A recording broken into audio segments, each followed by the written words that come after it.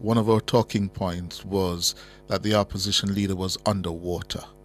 He's no longer underwater. The numbers would suggest He's that. no longer drowning. He's swimming. The wind is at his back, and if you're Mark Golding, you have to be happy with these numbers. They're heading in the right direction at the right time. The start of a year where you expect a general election in about 12, 11 months. I heard Peter Esprit say 6 months perhaps, and you're heading in the right direction. Since he's assumed leadership. So this is significant because in 6 months, he would have moved by 25%. From 24% to 30%.